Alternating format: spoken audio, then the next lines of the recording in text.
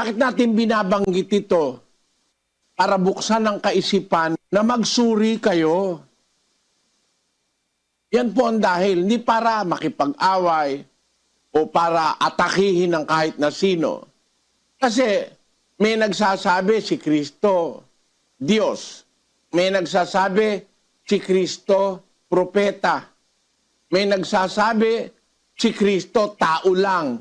Hindi para atakihin sila kasi pinagkakukumpa-kumpara natin ang kanilang mga tinuturo kung alin ba talaga yung nasa Biblia. May tanggapin natin yung sinasabi ng Biblia kaysa sinasabi ng sino man. Yan po ang paraan ng ating pag-aaral, mga kababayan. Binasa ko na sa inyo, Biblia, yung 7:27 ng Ecclesiastes, ikinukumpara natin ang isang bagay sa iba para makita natin kung alin ba talaga ang totoo. Ulitin natin, kapatid na Daniel. Narito, ito'y aking nasumpungan, sabi ng mangangaral, na iniaagapay ang isang bagay sa iba upang matagpuan ang kadahilanan. Ayun, iniaagapay.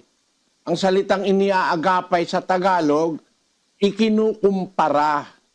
Itinutulad ang isang bagay sa iba para matagpuan kung ano ba yung kadahilanan, kung ano ba yung katotohanan. Kukumpara natin sa Biblia yung turo ng mga iglesia ngayon, ng iba-ibang samahan. Titingnan natin kung ano ba yung nasa Biblia. Gaya ng pag-aaralan po natin ngayon. Hindi para atakihin natin ng kahit na sinong tatamaan nung nasa Biblia, kundi para alamin natin yung tama at saka yung mali. Pagkukumparahin natin 5:21 ng 1 Tesalonica.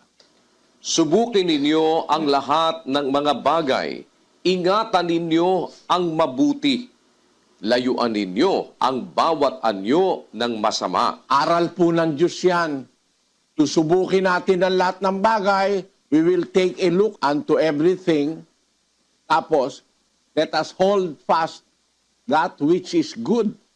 And let us abstain from all appearance of evil.